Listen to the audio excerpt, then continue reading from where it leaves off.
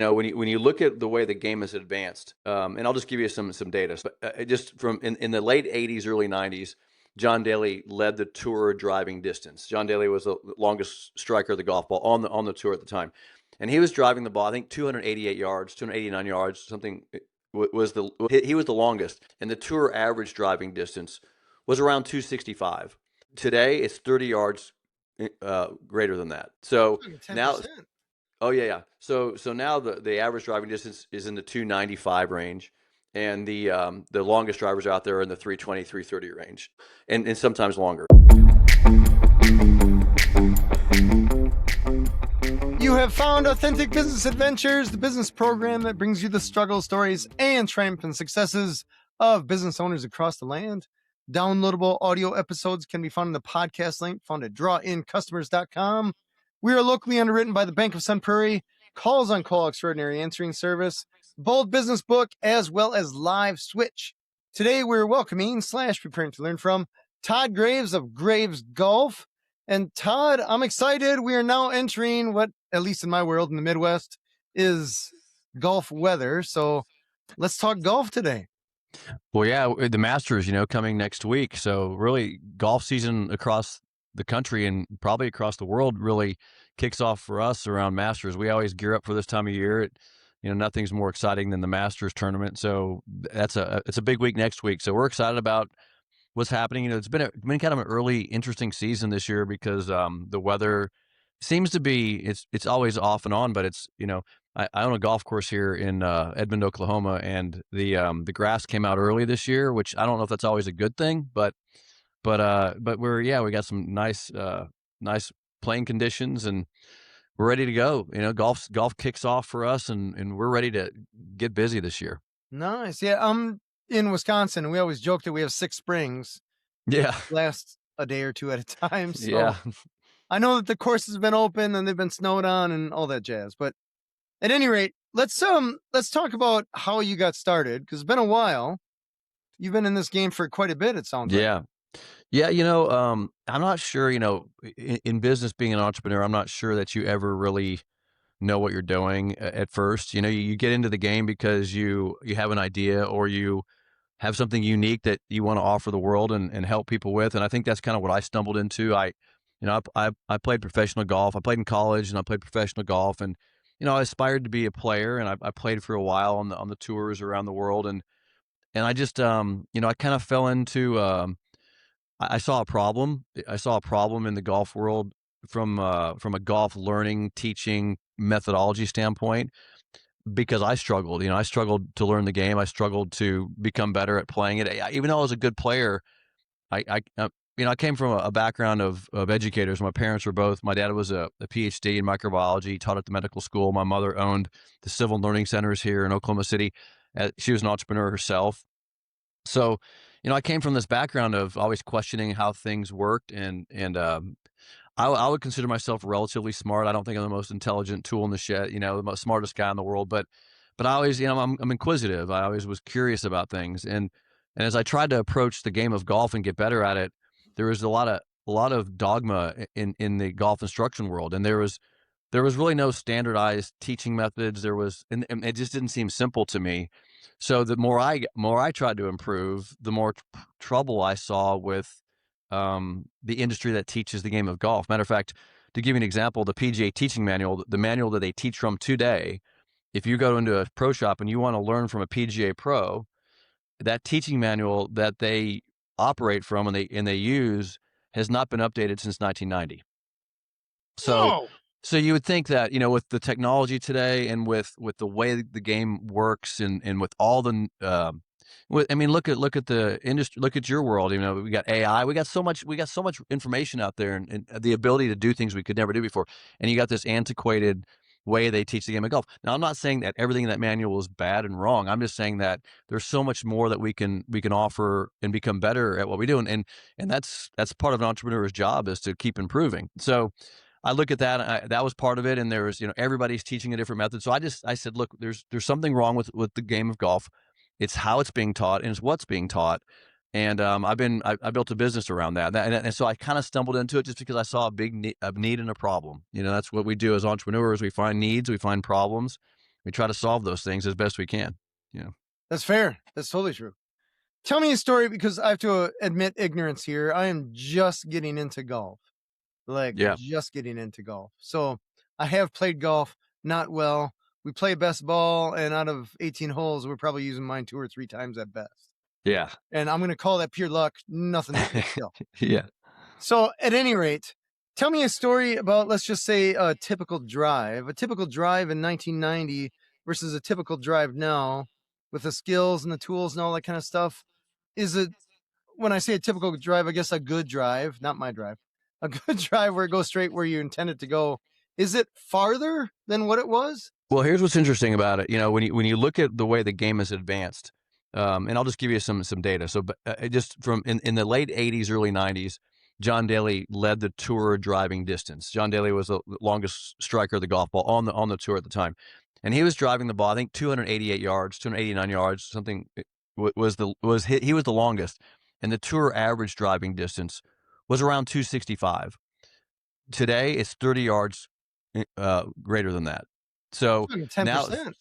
oh yeah. So now the average driving distance is in the 295 range, and the longest drivers out there are in the 320, 330 range. So and sometimes longer. So that you can attribute that to, probably, we call it the Tiger effect in the game. You can better athletes. They're definitely better trained athletes. I caddied up about a month and a half ago in a PGA tournament. And they're just great athletes. They're young guys. I mean, the average tour player is 28 years old. So a bunch of young guys that are good athletes that are now training harder, and that's part of it too. But a majority of that is just the technology of equipment and the way the ball flies farther. The way it spins. People recognize that the ball spins less now, so you can hit it harder and not hit it offline further, because rotation of the golf ball is what creates curvature. And so those are the factors that are creating a different game. And what's interesting about the industry of golf is, because of that, courses are becoming obsolete. There's courses out there now that PGA Tour cannot play, that they would play on a regular rotation, because they're just not long enough. The players just they're inadequate for the way that how far the golf ball goes. So it's interesting, because you think about that. There's an effect. There's a downstream effect to all these things that happen in the game. So that's part of the deal. That's the industry struggles with that. I think the USGA, the governing bodies of golf, struggle with that, because they're like, we can't keep going backwards on golf courses. We don't have the real estate. We got to find new golf courses, or we got to stop letting the golf ball go so far.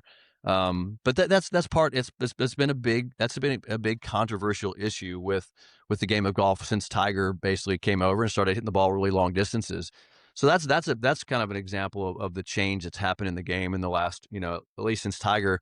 I mean, 97, 96, Tiger getting on the tour. So that's a big part of it. Yeah.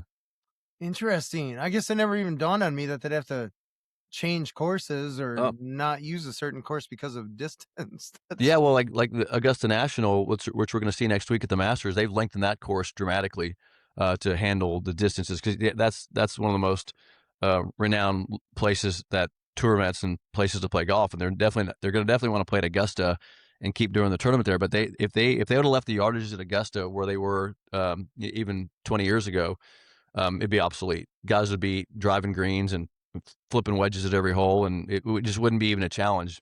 But Augusta's, they've lengthened the course and they keep it a challenge, but they got a little room there. But there's some courses they just don't have the real estate. They just don't. I mean, I remember I played a tournament in Las Vegas in a professional golf tournament, and it was at one of those resort courses where, I think it was at Tropicana Country Club. By the way, they blew that place up because it doesn't exist anymore. Yeah, they put I think they built a Mirage Hotel on top of it. But when I played there, the course just, they couldn't go back any further. There's no more real estate. So the course is just like, we can't run this course anymore. We can't have tournaments here anymore. We can't have any major events because it's just can't handle it. It's just too easy for these guys. So a lot of stuff going on like that in the industry, but that's a lot of change happening in sports too. It's so interesting because I think of F1 or even NASCAR racing. I think of high jump, 4-minute mile, all these things where the sport, wherever its peak was, and then over the course of time, the athletes keep getting better and better and better, or the equipment gets better and better, or a combination of both. Well, think about F1 for a minute. I mean, I don't know much about it, Formula One racing, but but they regulate the cars, right? I mean, so there's regulations. So they have, you know, whether it's in the design characteristics of the car or the horsepower. So they've implemented things like, because they can build a faster car that no one could even touch, but now they have these regulations, and then they live by these standards. Golf is trying to do the same thing. Golf is getting to the point where it's going to have to do the same thing. It's going to have to regulate equipment, which it already does. By the way, that, you know, drivers can only have so much of a rebound effect in the face, and the ball can only have so much coefficient elasticity. I mean, there's illegal golf balls out there, and there's legal golf clubs out there, but you can't use them in competition. So every sport has to do some of that. Has to do some regulation on the equipment. I mean, I don't want to regulate. I don't want to. Well, you can't. You know, they do drug testing on the PGA Tour, by the way, right? So those guys get drug tested. Oh, absolutely. They get drug tested every week. Yep. So it's high profile sports, and they got to regulate this stuff. And, you know, the guys on steroids out there, which you wouldn't think golfers would be, but heck, you should see the athletes out there now. I mean, they're incredible athletes. So yeah, every sport, everything like that has to be somewhat regulated, you know. And I suppose once you get to that level, an extra yard or two on your drive is probably the difference between winning and losing. Well, yes and no. I mean, so in the world of golf, it's proximity. So if I so the just for people that play golf out there, if you have a wedge in your hand and from let's say 120 yards and in, so it's a short club, and has more loft, so you curve the ball less, so it becomes how close you can hit the ball to the hole. But you put a 6-iron in a guy's hand, and there's less loft on the club, it goes left and right more. So if I can put a club in your hand that goes less left to right with the same amount of error in the swing, I have a better chance of making birdies, right? So basically, the closer I am to the hole, statistically speaking, really not even improving your ability or your skill, the better chance I have. So if I can get the ball down there closer to the hole, then I can hit a wedge in there and I'm going to score better. And so it comes down to proximity and distance. It's really a distance game right now. But here's what's interesting. You know, in my world of golf, in what I focus on is I don't focus on tour players. I focus on the average guy. And so the average guy like you and me that plays golf, and guys are getting up in their 60s, which is a third of all golfers over the age of 60 in the industry. So a large majority of golfers, they're retiring guys that want something to do and they retire and go on the golf course and play golf with their buddies. You know, we're trying to actually have more fun playing the game. It's always going to be somewhat of a distance game, but it's also a consistency game. And how can we hit the fairway? Can we not lose the golf ball? Can we have more fun playing the game? That's the focus of my business, has been on the average golfer and improving the average golfer. And of course, I do teach some tour players and guys that are very high level, but that's not really the focus of what I do. I focus my attention on making the average guy better with an easier way to learn. Like you know, you're starting to pick up the game. What would I do for you? And I could tell you right now, and I'll give you a little bit of my spiel. You know, what you're gonna do is you're gonna grab a golf club and you're gonna go out there and start hitting. Right now, let me ask you a question about that. So, and you might even hit a driver and start hitting it. Right? I'm gonna swing away. But what other thing would you try to learn by doing it? So if I said, I'm going to teach you to play the piano, and I just gave you a piano and we go play, right? Right. Or if I said, look, you see Michael Jackson over there dancing, go dance like him, right? You're going to look like an idiot. And Right.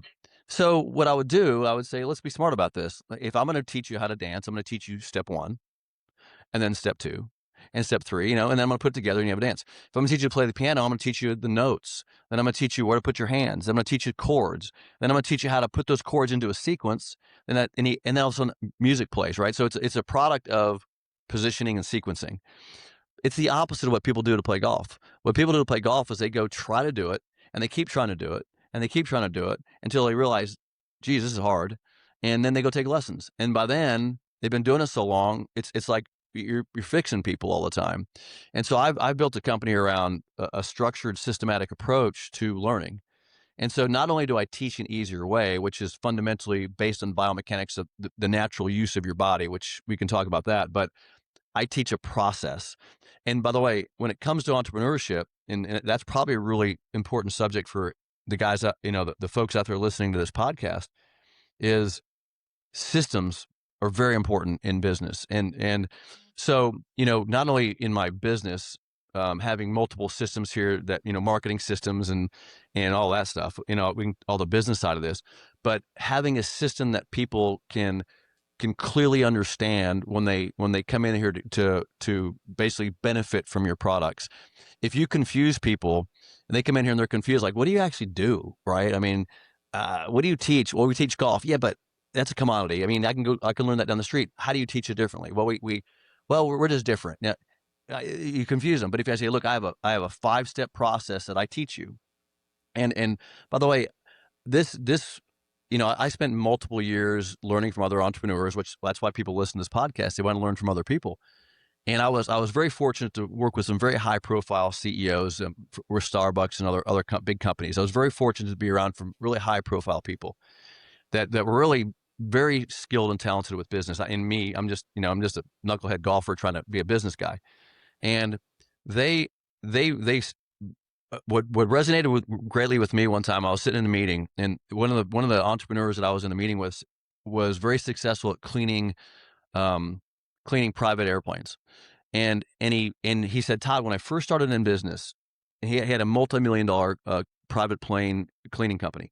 And he goes, when I first started in business, I'd walk into a big company like, NetJets, and he would say, hey, I want to clean your aircraft. And they'd say, we already have somebody.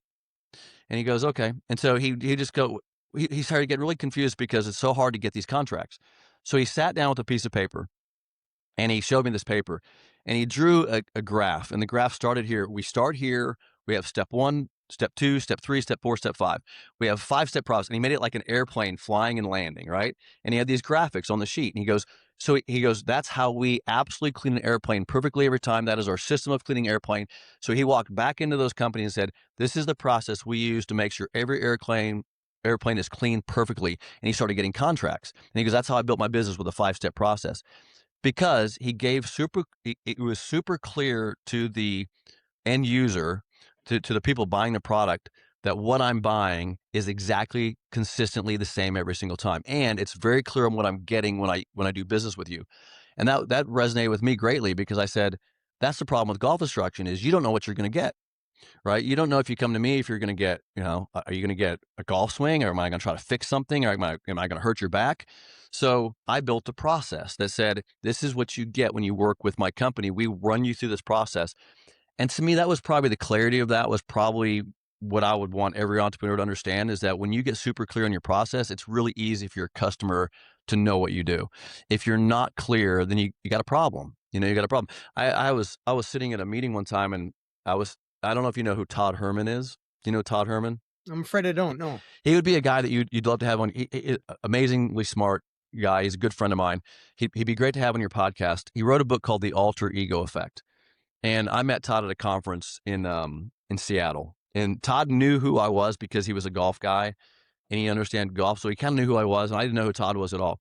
But Todd was there for the same reason I was there. I was learning some marketing skills, some Facebook marketing skills, when I went to this conference. And Todd was there doing the same thing because he was launching his book. But so he's a customer, and I was a customer. Well, by the end of the 2 days, we're all talking to Todd because he's the smartest guy in the room, right? We're like, this guy's genius, right? So, and I became good friends with Todd, and I'm good friends with him today. I actually hired him to come into my company and consult with me for a while.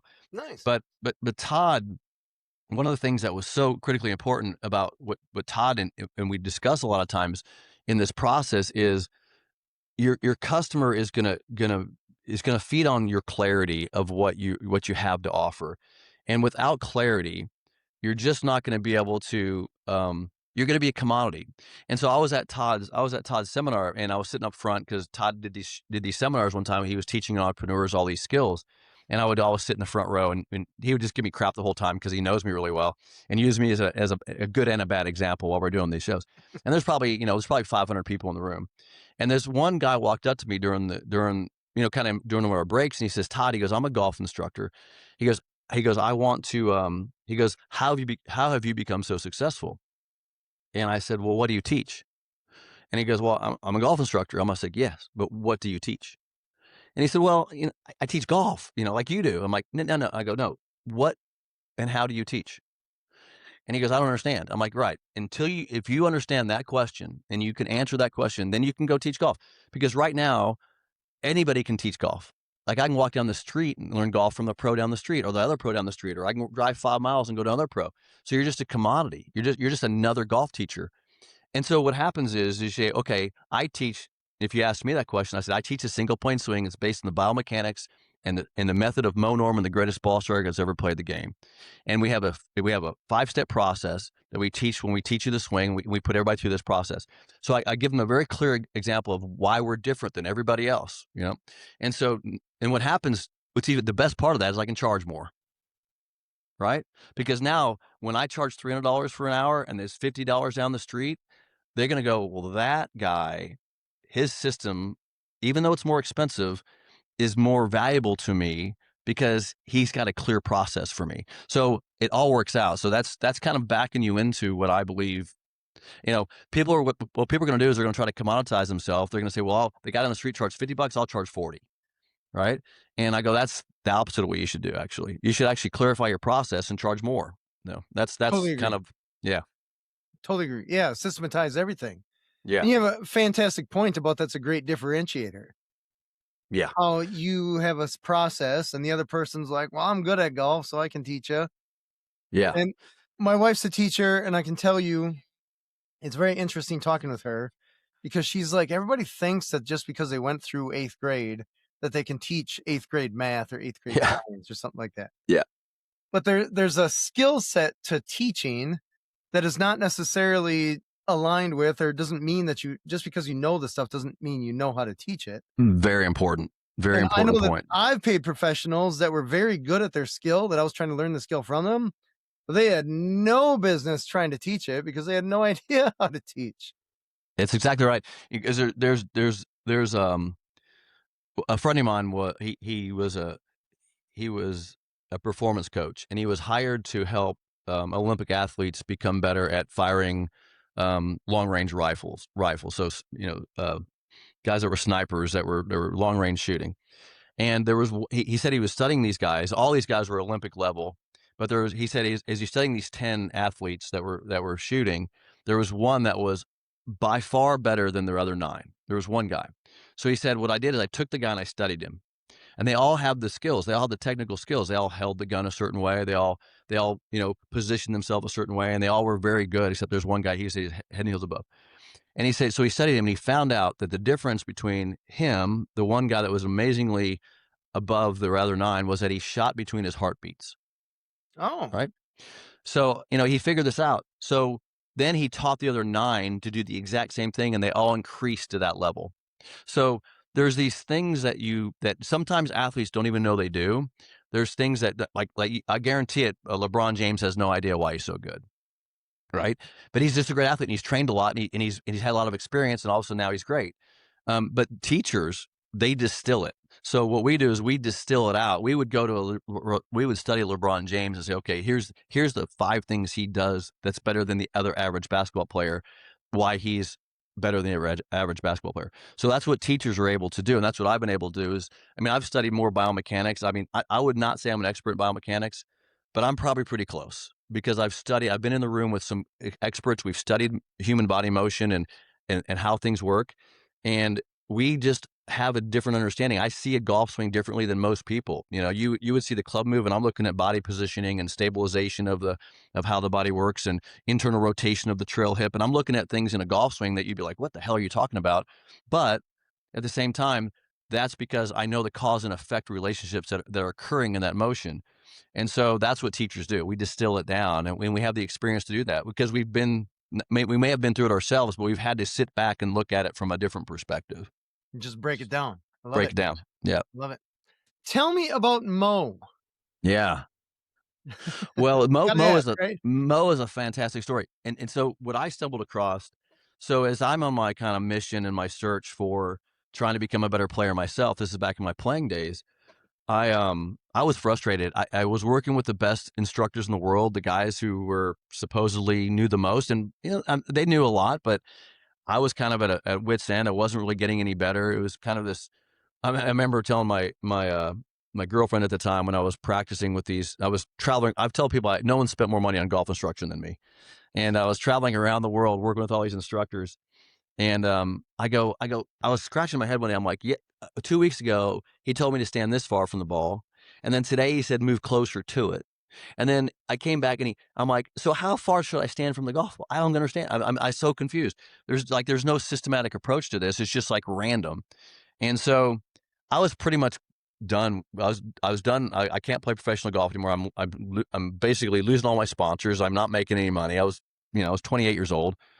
And then I mean, sometimes I think when you're in the universe and you're in the environment, things. As an entrepreneur, I have a hard time not looking at everything as an advantage. So I got approached by a friend of mine. He was playing the Canadian Professional Golf Tour, and he shows me this videotape. And on the video, there's this guy. His name is Mo Norman, but Mo was regarded, and everybody knew in my world, everybody knew of Mo Norman, this weird, mysterious Canadian guy that was supposed to be amazingly good at hitting a golf ball, but he was reclusive. No one could get close to the guy. No one knew him. But Matthew, my buddy, he's an interesting guy. He's from New Zealand. He was kind of the character that could get close to Mo. So he found Mo and started hitting golf balls with him and took a video of it. And so when he showed up in Dallas at my house, he shows me this videotape of Mo, and I go, look what he's doing with the club. I go, look what Mo Norman is. He's swinging the club on a single plane. He has figured it out. So his swing looked really different than the average swing, but I immediately recognized that what Mo was doing was biomechanically superior to what the average guy. It was easier. It was simple.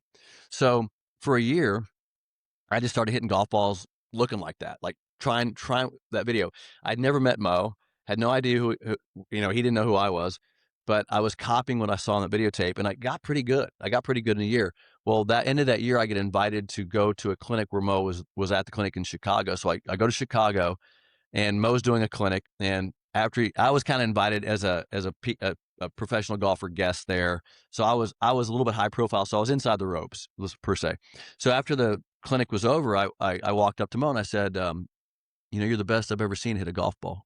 Because he was remarkable, and in the sound of the ball coming out of the same ball flight, just you'd watch him go, oh my God, this guy's a machine, right? He was just amazing.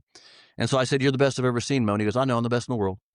I said, well, well, Mo, how'd you learn the skill how'd you learn that? And he goes, hard work, can't buy it, right? And I said, well, hey, would you mind if I hit a couple of your clubs on the ground there? Because his clubs were laying around. So I grabbed his 8-iron. Of course, I've been practicing like him for almost a year.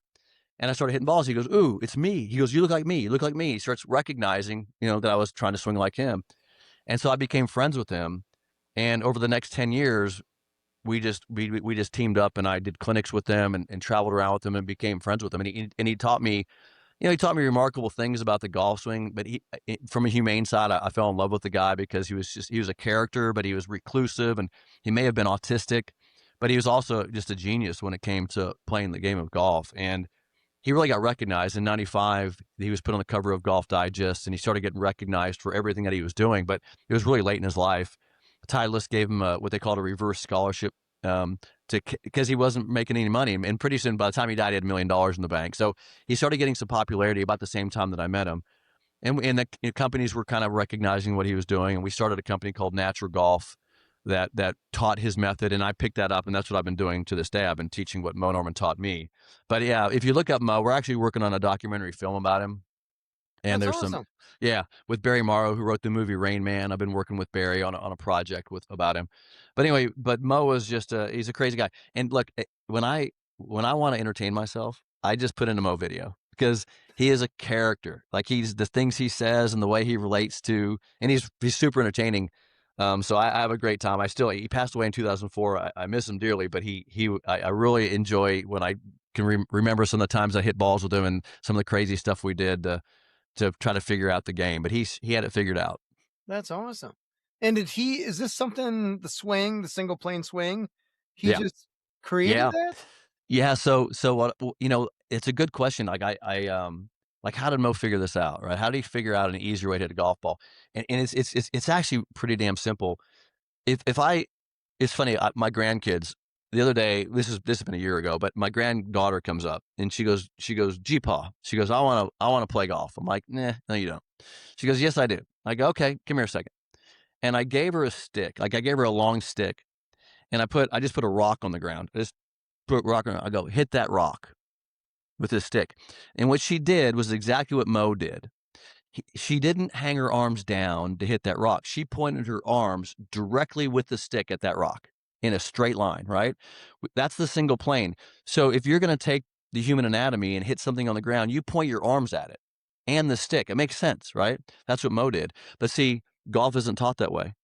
Golf, they'll teach you to stand there, hang your arms straight down, and grab the golf club. And so your arms become on a one plane and the club shaft is on another, and you're too close to the ball. So now everything in your swing is a compensation to make room for that club moving around your body because your arms want to line up with the stick. So that's what Mo figured out. Mo figured out how to hit something on the ground with a stick better than anybody. And what's interesting, because people always ask me, so why doesn't everybody swing the way you teach, Todd? I'm like, because it's taught incorrectly from the very beginning. They teach you this athletic position, hang your arms straight down, get comfortable, relax. Well, that's not biomechanically the best way to hit something on the ground. Now you have to make up for that problem somewhere in the swing. So you ask me why everybody on the swing kind of looks different when they swing. They're trying to make up for this problem that's created from hanging the arms down. Now you got guys like Steve Stricker, Bryson DeChambeau out there now. You got guys that are on a single plane that I would say that guy right there is figuring it out. He's got more of a single plane swing. But that's what Mo figured out. He figured out, and I think it's because his brain was wired that way. I think it's his I don't want to say he's autistic because he was never diagnosed, but he may have been autistic. I think the way his brain was wired was there's no rules. I'm not listening to anybody. I'm going to find the easiest way to hit that thing on the ground with this stick, and that's what developed from that. That's how he discovered it. Gotcha. So just so I understand with the single plane, normal people have their arms straight up and down, and then the golf club, I guess, would be like this, Yep. right? Yep. And they try to tweak their body in some way to get that Right. somewhat janky L shape Yep. to move the ball. Yep. Versus he's saying just like with shooting a gun or something like that. If I gave you a 3-foot hammer, Yeah. if I gave you a 3-foot hammer and you would line the hammer up and just hammer something, right? It's all in line with the arm. But if Okay. I said, take that hammer and now put it down at your knees, right? Now your arm's down by your knees, and now try to swing the hammer. The hammer's gonna try to line up with your arm at some point. Now you got to do something. So now you have a problem, right? Right. So yeah, it's just long. It's a long hammer. The golf club's a long hammer. And does that plane go all the way around? All the way around. All the way Yeah, around. back and down. Yeah, I can draw a line on the club at address. It'll go up to that line at the top and come right back down to impact on the same line. That's the definition of what I teach: is start and impact on the same exact plane. Yeah. How cool And is that? and the body, and the other thing too is 55% of golfers who play the game of golf, if they play 3 years or more, will have a back problem. And back problems, that's what I'm trying to tell people. Is like, if you're having back problems, it's because your body has to. You created a problem to start with, and now your body's solving that because you're swinging at the ball, but you got to make space for that club, and now your back's going to stress out. So we've eliminated people's back pain. As a matter of fact, the Texas Back Institute and Cedars-Sinai Back Institute have been recommending my swing. They approached me and said, we've been recommending your swing to all of our patients who have back problems because it saves people's backs. And they were doing that. They were doing that long before I even knew, that they were doing that, until they contacted me. I mean, I have a business partner at the Texas Back Institute now because he joined our company. But before that, they were recommending my swing long before I knew them. That, it's funny you say 3 years. I'm like 10 minutes on the driving range and my back hurts. And yeah, there you go. I know that I have no idea what I'm doing. So there you go. Yeah. Interesting. Tell me, what was the trigger in your head or with you, and you're in this with your brother, is that right? Yeah. Mm-hmm. What was the trigger for you to actually start a business with this rather than just improve your swing and move on with your life? Opportunity. I mean, I think we started getting a lot of traction. Matter of fact, we tried to actually run the business and keep playing. But we just saw such a need and opportunity. And, it's funny because I was getting in my early 30s to late 30s, mid 30s, and I was married. I started having a family, and it was difficult to think about my life going, well, like, all this traveling I'm going to do with the game of golf because as a player, and I just saw a really good opportunity to become and my goal is to become the best coach that's ever lived and help as many people as possible. So I just saw a real opportunity there, and so did my brother, and so we started Graves Golf with a trailer and an SUV, and we started just driving around to locations and setting up schools, and then we started marketing those schools, and we grew that. Then I bought the company that I worked for, Natural Golf, and we just kind of just evolved the company. And look, it was really just gaining traction on a really good idea and a really helpful thing. We were helping a lot of people. We've had over 1.2 million people go through our database that we've taught Wow. with the company. So yeah, and my brother's been, my brother's a good business guy. He's been able to really capitalize on that. But now I have 17 members on my team. So I was in a meeting one day, and I was in a legal thing. We had a dispute over a trademark, and I'm being deposed by opposing counsel one day, and she was saying, I don't know if you've ever been in a deposition before, but they put documents in front of you, and you've got to look at the document. And, Mr. Graves, do you recognize document 40? What is this? It's document 43. Do you recognize what it is? No, I don't. And she'd move it. And Mr. Graves, what is this? This is an email our company sent out, February 1st. Do you recognize that document? No, I don't. I mean, I don't do anything for my company anymore like I used to, right? I have people doing all the marketing and all that stuff. I have a different role with my company. But it's funny. I mean, when you start out, you're doing all that. You're doing all the marketing, you're doing all the customer service, you're doing all the product delivery, So yeah, we started out with a trailer and having to do everything, just me and him. And then we started gathering, picking up help and getting the right people to help us. And now we have a big team that does all that stuff. Nice, including train. Is that right? Oh yeah, we have I think we have 10 full-time instructors now that are training for the company. And That's then I think we awesome. have 8 or 9 administrative doing all the other stuff behind the scenes. So close to 20, I believe now. I mean, we could add a few more today. I'm not sure. We're looking for some new people, some always. Sure. Yeah, that's the game. Tell me, how hard is it to find an instructor or find and create an instructor?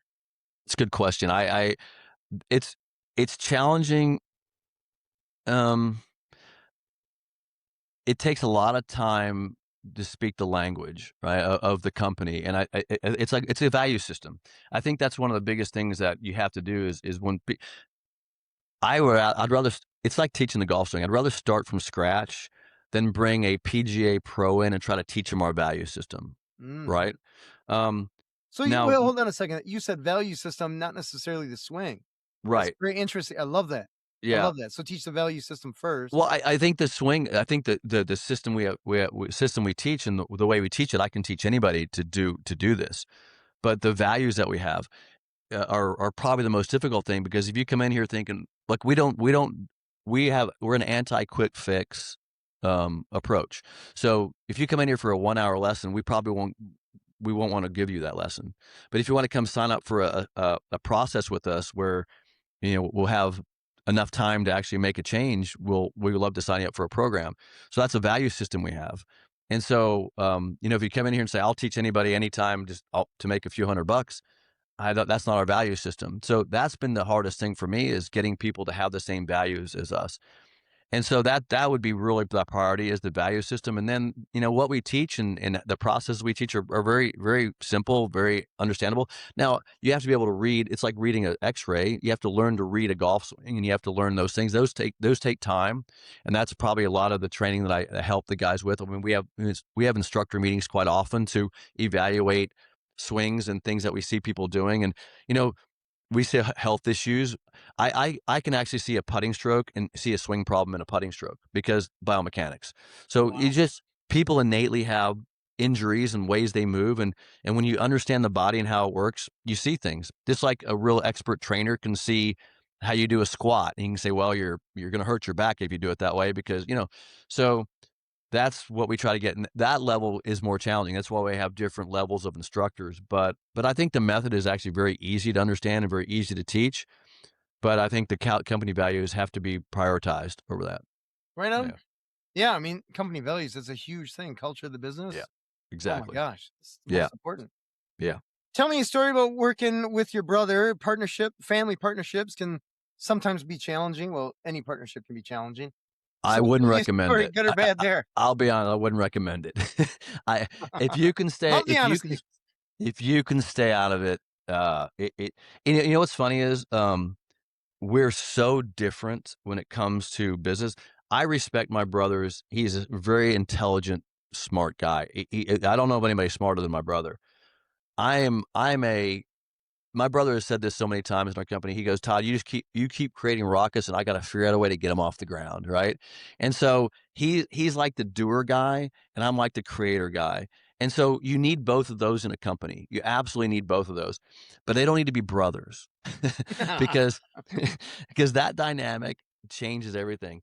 So I mean, no one's going to listen to this, but do not go in business with your family. Don't do it. Don't do it. I know, and I know it's unavoidable sometimes, but because look, it's like hiring somebody that's in your family. You can't fire them, right? I mean, you can't, and my brothers wanted to fire me so many times, and I wanted to fire him so many times, but you can't. We're partners. Yeah.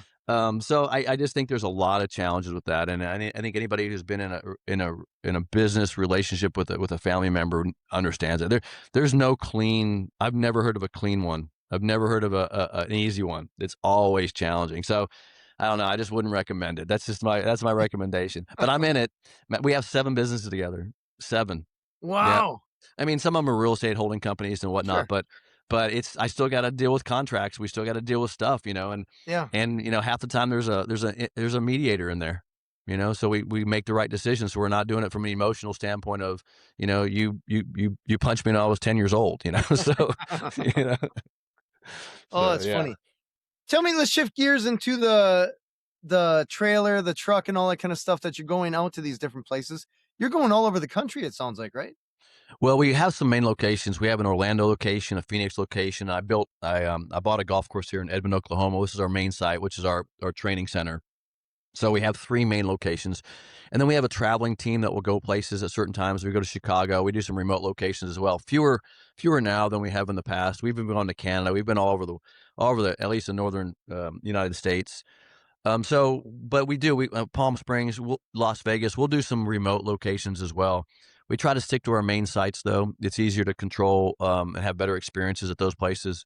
So Orlando, Phoenix, and Edmond, Oklahoma are our main locations. Okay, and these are things that's not going on all the time. People schedule these with you at Right. different. So 3-day, 5-day programs. They can come in here, and we had a 2-day program this last weekend, which is actually a quarterly program. So we have a group of people that come in every quarter. We have different levels of instruction. So yeah. I mean, I love when people come here to the academy in Edmond, Oklahoma, because we built a place where we own the golf course. I can close the course down, and we can go use the course, and no one's going to say anything to me. So. Um, and I can, we built the place to practice and train and develop. It's a massive driving range. It's all built to spec, and so that's that. This is really the best place I like, because I have so much freedom to give the best experience here. Right Whereas on. if I go to the golf course in Orlando, it's a great golf course. Love they treat us well there, but I can't run out in the pro shop and go, "Hey, can we have the course this afternoon?" They're like, "No, you can't have the course this afternoon." So yeah, so yeah, that's kind of the way the business. And I stumbled on buying. You know, Speaking of business, you know, we were leasing locations to run our golf academy. So we were leasing space from golf courses. And you look at the numbers on that, and we're spending hundreds of $1,000s a year leasing space from golf courses. I'm like, it just made sense for us to go buy our own golf course and then operate, and then it's a real estate investment, right? Because now I own the real estate, I own the dirt that we're on, and we're actually developing, putting a restaurant on our location here. I have a clubhouse here that we built into our offices, so it's a full scale operation. I'm building a campus basically now, but it's a real estate play, and so now my business, if people want some more business advice, the business reinvests in itself because the business is reinvesting in the real estate that's underneath our feet. And so, I have a friend of mine. He was asking for. He owns a gym locally, and he's asking for some advice. I'm like, you don't own your building. I go. The problem I have with not owning a building is now you're relying on your memberships to generate revenue. And I was like, we need to own the building, because I was going to help him with his business. I said, we got to own the structure that we're in, because that's really where the money is going to be made. That's where you're going to appreciate the investment. Why not double down when you can own your own building? So I have some, people ever want to do business advice that say, do your best to make the business reinvest back in itself if you can. True story. True story.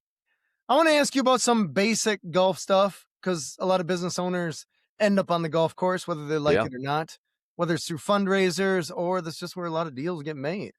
Yeah. So tell me a story. I saw on your website you had something about measuring certain things to figure out what drivers or iron is best for you, or irons, I should say. I don't even know the Yeah, nomenclature. So club tell me a fitting. story about. I want to be a golfer, at least a good enough golfer, so I don't embarrass myself too much on the course. I want to get some clubs. Where do I start? All right, so I'll give you a quick story. So I years ago when I built my house here, I was repouring this big concrete decking area behind the house, and so this guy comes over and he, does a really nice job and pours this concrete. So fast forward about 8 years, and I get this phone call from him, and he calls me and he says, "Hey Todd, this is Daryl. I I'm working for a concrete company now, and everybody plays golf at this company." And he goes, "Can you help me, get good enough where I can play with these guys?" I'm like, all right, come on out. So he comes out to the course and he pulls up in his work truck, his F-250, and he gets out, hops out in his work boots, and he goes to grab his clubs out of the back of the truck to yank him out of the bed of the truck. And there's these old clubs. I'm like, stop. You gotta stop for a second. I go, get back in your truck. We're going down to the golf shop. So we drive him down to the golf shop. I said, you're gonna get some shorts. You're gonna get a golf shirt. You're gonna get a golf hat. You're gonna get some golf shoes. You're going to look like a golfer today. All right. So I got him looking like a golfer, at least dressing like one. I said, we'll deal with the clubs here in a little while. So I don't want you to make that huge investment yet. So we get down there. I said, here's what we're going to do. I'm going to teach you how to look and act like a golfer. So I literally just said, here's how you set your bag down. Here's how you walk up to a golf shot. Here's how you set up to the golf ball. You look like a golfer now. Like, you act like one, look like one. I taught him how to be a golfer before I taught him anything about the swing, right? And then club fitting. I'm gonna fit you to clubs that fit your body size. So now I'm gonna get you clubs that are made for you, not your dad's hand-me-down set or some set you bought at a pawn shop, right? So I'm gonna because these guys are pretty big guys. So I was like, I'm gonna get your grip size right and get the club reverse engineered to the way your body is set up. So that's what we do is we set clubs up to the person's personal body size. And so we reverse engineer the clubs, and then Callaway is our partner. They manufacture the clubs for us. So now I got this guy a great set of clubs. I got him looking like a golfer. And by the way, I have not given him a golf lesson yet. I haven't taught him a thing yet.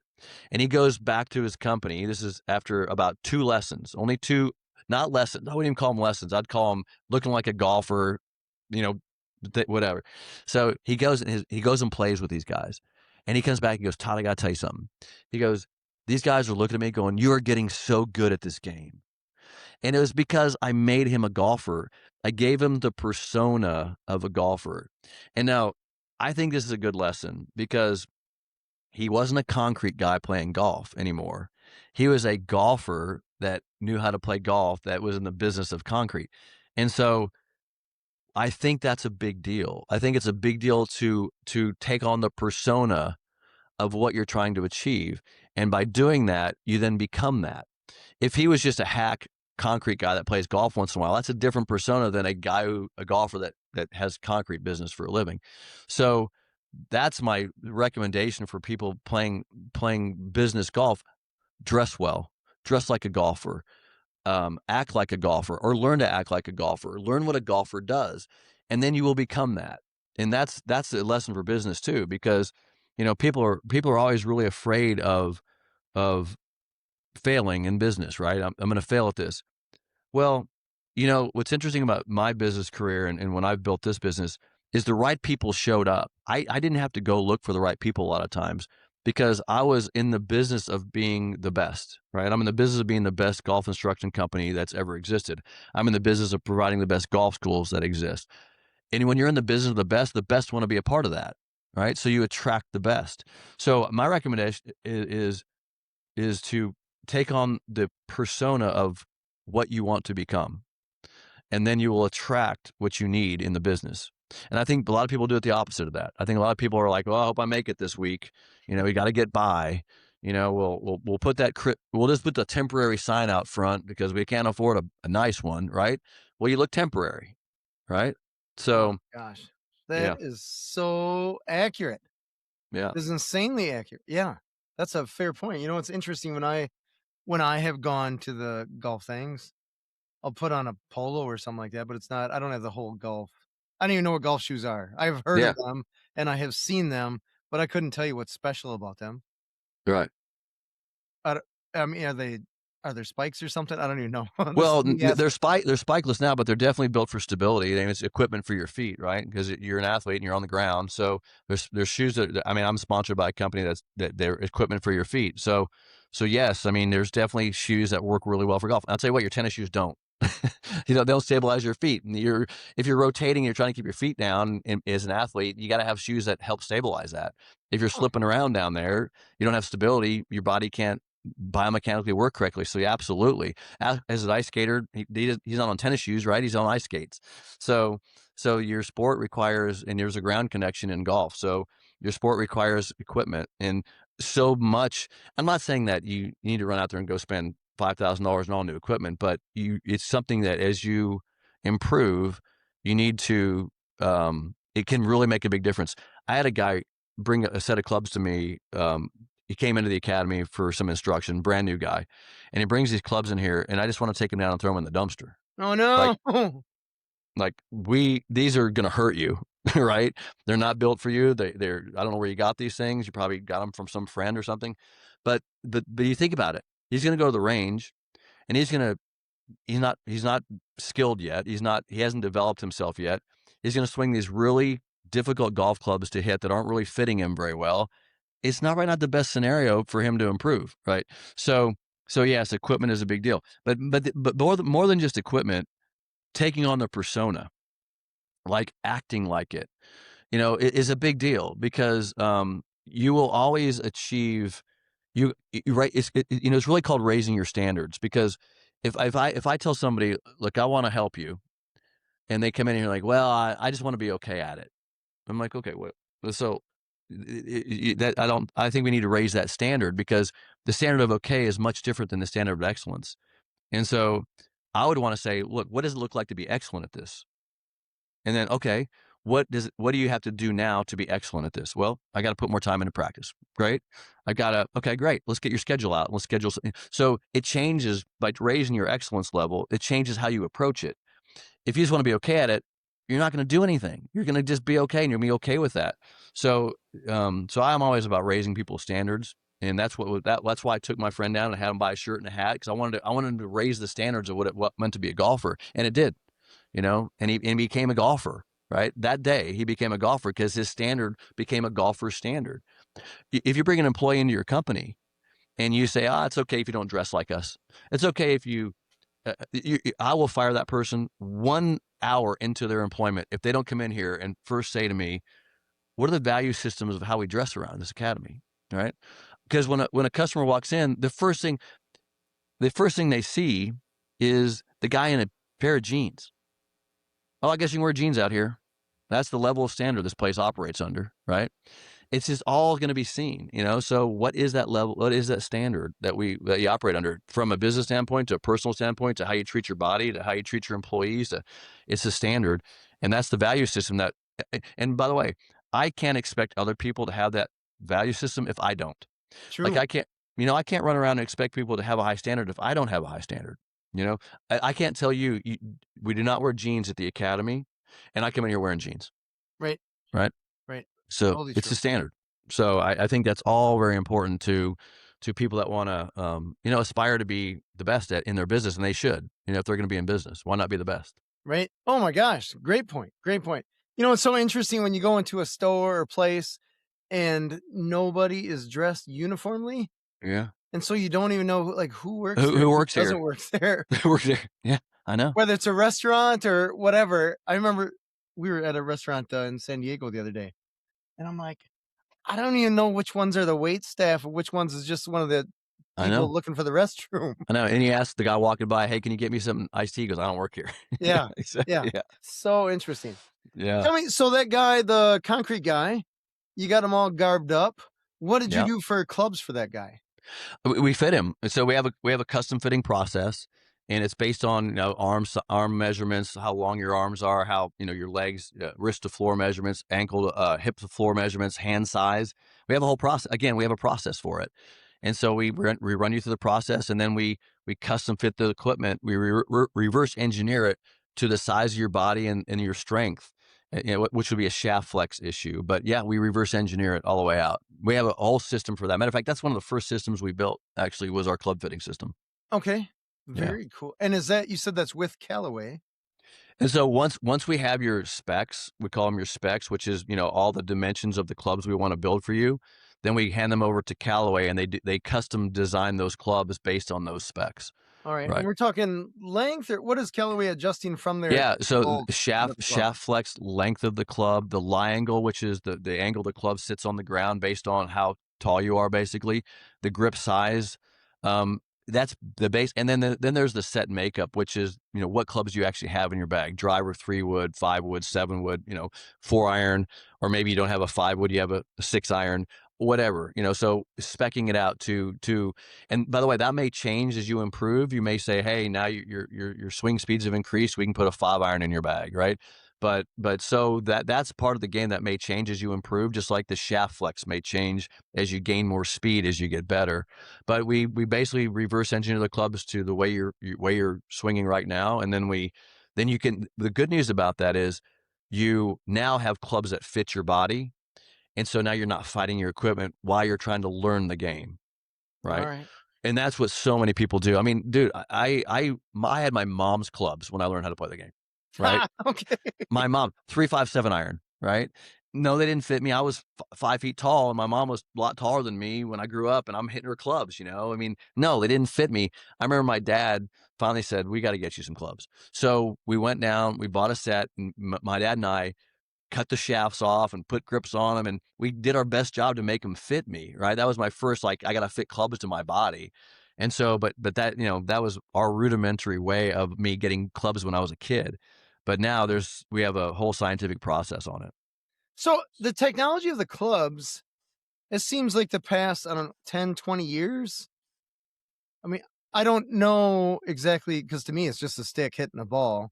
Right. But I got buddies in golf and they're like, no, no, James, it is No. way more than that. Yeah. Oh, can you tell me, what are they doing with the club manufacturer? What is going on in there? What is the magic sauce, I guess? Oh, but I know quite a bit about it. My brother would knows a lot more than I know about this because he's the one that has the relationship with Callaway more than I do. But look, let's put it this way. The material they're using now, the lightweight materials, the titaniums, the graphite, the composites in drivers, right? So, and let's put it this way, you have an iron, right? The iron that I'm hitting in my bag, I'm looking at it right now across my office, has 7 parts to it. The iron, yeah. And so Wow. there's a dampener in there. There's four different components to the shot, and it's just an iron, right? I mean, there's so much to it. Why? Why is there so many parts to it? Well, they're concerned about a couple things. The ball spin rate, which is, but by the way, the ball technology, there's 4 pieces to a good golf ball, 4 parts to a golf ball. There's different layers inside of a golf ball that allow it to compress and spin at certain rates. So and then you got the cover for spin. So, and then you got how we spin it with the club. And so you have the club when you hit the center of mass of the golf club. What is the club doing to the golf ball, and what's it doing when you don't hit the center of mass of the golf club to correct for it? The rotation of the face. So that's just the club head. All the components in the club head, they're dampening the sound of it. Sound is a big deal, how it sounds when it comes off the face. And then you got the club shaft, how it enters the head. Does it bore through the head, or is it in that? Then you got the composite material of the shaft. Is it graphite or steel? Then you got how that graphite is actually put together. Is it wound? How is that graphite put together, right? Then you got the grip, size of the grip. Is it tapered? Is it non-tapered? I mean, I could go on and on about the specs of the club. You don't wanna go too nuts with it. Good fitters, a good club fitter, if he here's a dilemma. If you have a bad golf swing and you go to a fitter, he's gonna fit clubs to your bad golf swing. That's a Mm, dilemma. okay. That's a dilemma we solve at our company. That's an industry problem. Matter of fact, when I was with Titleist Performance Institute and all these companies that I've been luckily sponsored by over time, if a guy walks in there and says, "I need a set of golf clubs," and he's not hitting it well, and he can't and he's not swinging the club well, you don't wanna give him a set of clubs that's not fit right. So what we do the exact opposite. You come in here, I know exactly what you're gonna look like when you swing perfectly on a single plane because your body size. I can tell you exactly how you should set up to a golf ball. So I'm gonna build a club that's already built for your perfect golf swing. That's what I'm gonna do. So I'm gonna build it to your hand size, shaft length, lie angle, all your specs. I'm going to build a club for you. Now, when you go to practice, that club is working for you. So you're not working against you. So that's what I'm going to do to a golf club. So I'm going to build the specs of that golf club, and the way the head's designed, the way lie angle sits, the proper setup of the shaft. I'm going to do all that for you. And then now you got a great set of clubs to go play. And even if I build you 3 clubs, at least you have 3 clubs that perfectly fit you that you can go hit and practice with. So that's what we do. And we may be the only academy in the world that's doing that. We Oh, reverse engineer the clubs for the body. Yeah. that's awesome. That is awesome. Yeah. Tell me, And you mentioned that goes against you walking in the pro shop and buying a set of clubs, right? Because that club is not going to fit you. It's not. no. So it's interesting because I've been looking at clubs and I'm like, I don't even know what I'm looking for. I can Right. see there's all kinds of weird cutaways of this picture and that, and this set of irons has 5. This set of irons has 7. Yeah. Do I need 7? Do I need 5? Right. I don't know. Right. Exactly. Yeah. Okay. Yeah. What you need is what you probably need is only a 5 iron down, 5 or 6 iron. I'd say 6 iron to wedge, and then you need some hybrids because they're easier to hit. And then you need a fairway wood and a driver and a putter. And so that's what I mean by set makeup, And then eventually you may drop a hybrid and put in a longer iron because irons have a different characteristic when you hit a golf shot than a hybrid does. It spins less, doesn't go as high. But again, I mean, basic set is the average guy is going to be 6 iron to wedge. He's going to have a couple wedges like sand wedge and gap wedge in his bag, and he's going to have a putter and a couple woods. And then again, I'd have to sit down and look at your swing speeds, and I could dial that in with some time. I'd have some. I need some data from you, right, to get that dialed in. But easily could dial that in. You could send me a few measurements of your body, and I could basically design a set of clubs for you with a piece of paper. I have to have some data from you. Yeah, Sure. yeah. That's incredible. Yeah. Tell me a story really quick. I mean, I know we don't have a ton of time, but I want to ask about golf balls. My father-in-law is big into golf, and he was like, he's got so many different golf balls, but he's got a specific, I don't even know what, it's a Titleist, but I don't know what. Titleist probably Pro V. Okay. Pro V. That sounds right. Yeah. That sounds right. What is different between a golf ball and another golf ball? What are they doing? Yeah, it's a good question. So, the game is a game of spin. So when you play the game of golf, and the better you get at the game, the more you want to control the golf ball. Well, what does that mean to control a golf ball? What it means is you control the spin rate of a golf ball, like how much it side spins or back spins. And so certain golf balls are designed to have better control and better spin and better feel. And so when a good player hits it's a Pro V, like is it your father? Your father? Father-in-law. Yeah. Yep. Father-in-law.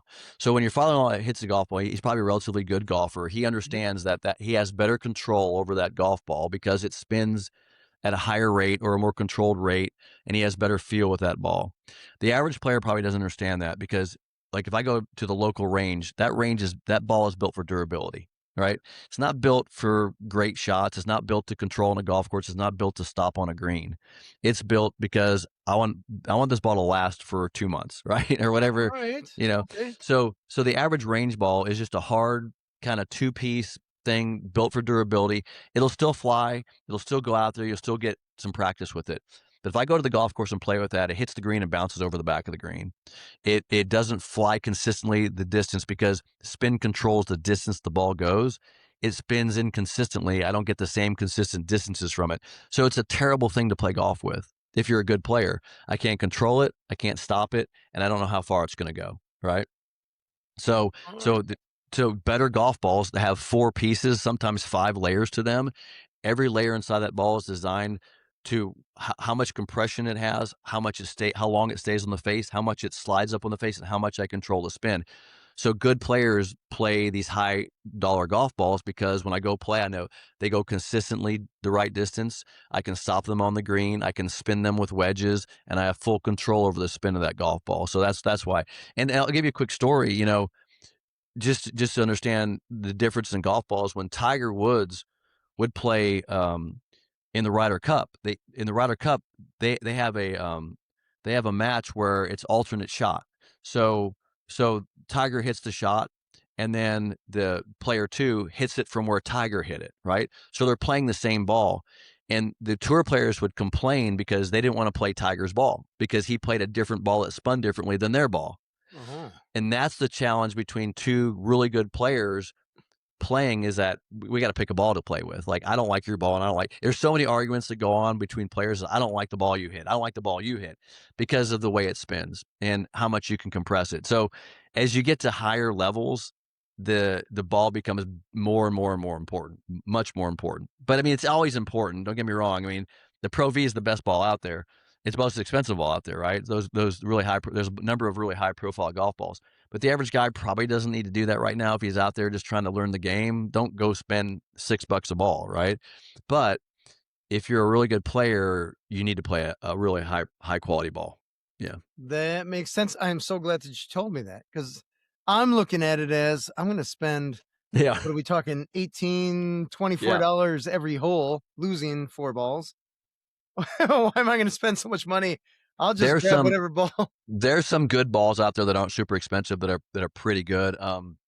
Like one company, Vice Golf. Every manufacturer is going to have a lineup of golf balls from cheap to expensive. And as you get more expensive, it's the better balls. So if you can find that middle ground, stick in the middle ground right now. I mean, uh, a middle range ball will be really good for you. Just don't go cheap. If Okay. you go with a hard range ball, it's brutal. Golf is hard. It's too hard to have a bad ball like that. Yeah. So Yeah. does a ball wear out? Oh yeah. Yeah. They do. Okay. Oh yeah. Back in the day when I played on tour, we would change balls every 3 holes. Every 3 holes. Every 3 holes. Yeah, maybe even more than that because when I hit a golf ball and the grooves on the face, they would damage the ball slightly. It changes the way it spins. So you want to change it out. I'd go through 6. I wouldn't lose any golf balls in a round, and I'd go through 6 or 7 golf balls. Mhm. Wow. Okay. Mhm. Oh my gosh. I've learned so Yeah. much today. Now today's balls are better. They're more durable. I bet you I can play 9 holes. I mean, I'll play 18 with a ball now. I don't care as much. But back when if I was playing competition, I could probably play 6 or 7 or 8 holes with a golf ball. Yeah. Does it feel different after on that Mm-mm. 4th or 5th hole? Or you No. just know I've been hitting this thing a No, few times? it doesn't feel different. It reacts differently when it flies Okay. because well, let's take for example, let's say your ball hits a cart path, right? You know how it scrapes up the ball? Like Mhm. we got a big scrape on it, throw that ball away because that scrape on that golf ball is going to cause that thing when it starts spinning in the air, it's going to cause it to go one direction or the other. Yeah. Huh. Yeah, aerodynamics, right? I mean, Yeah.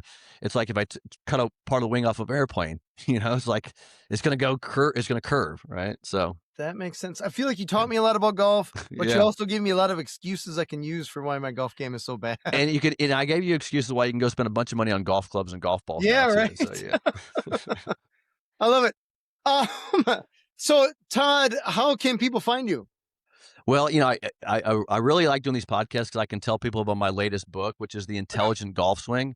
I wrote a book which basically goes through a lot of stuff we talked about today. It's a dialogue I had with AI I taught AI everything I know about golf, whether it's biomechanics, and we synthesized it down into a really fun manuscript called The Intelligent Golf Swing. And it is all illustrated so you can see the golf swing in there. So if they go to theintelligentgolfswing.com, they can pick up a copy of the book. Other than that, then go to my website, gravesgolf.com, and that's kind of the kitchen sink. You can see all the stuff we do at Graves Golf. Our golf schools are listed on there. You have you can go club fitting if you want to on there. You'll see it on the website. But go to gravesgolf.com, learn what we do, learn about Mo Norman, learn about the single plane swing. And if you want to get my new book, go to theintelligentgolfswing.com. Nice. And I got to ask you one last question. You've golfed in a lot of places. Do you have a favorite place? Yeah, Medina. Medina in Chicago. A good friend of mine who was a member there, and I used to play there a couple times a year, and it's majestic, right? But I will say this: I played at Cypress which there's about 5 golf courses in the world that are very hard to play and very special, and Cypress is one of those. And I've had the opportunity to play there about a month and a half ago. So Cypress may be in my mind replacing Medina at the moment, but Medina is very special to me. So it's either Medina or Cypress. All right. Why Yeah. Medina? I mean, you didn't even pause at all. You probably golfed on hundreds of places. Because it's probably what year was it? 2000 they played the US Open or PGA there, but probably because it's a very classically styled golf course. It's a very fair, tree-lined, classic golf course that basically has every shot in the bag. You have to be a very well-rounded player to play well there.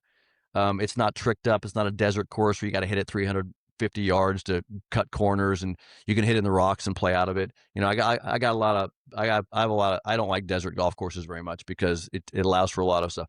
So I like tree line golf courses that are very classic, that require every golf shot out there. And players that win at those type of courses generally have a very well-rounded game. So that's why I love Medina. Yeah. That's awesome. That is awesome. Well, Todd, thank you so much for being on the show here. Yeah. Can you tell us that website one more time, or those websites, I should say? Yeah, go to the intelligentgolfswing.com, pick up a copy of the book, or go to gravesgolf.com to see more about our company. Awesome. This has been Authentic Business Adventures, the business program that brings you the struggle stories and triumphant successes of business owners across the land.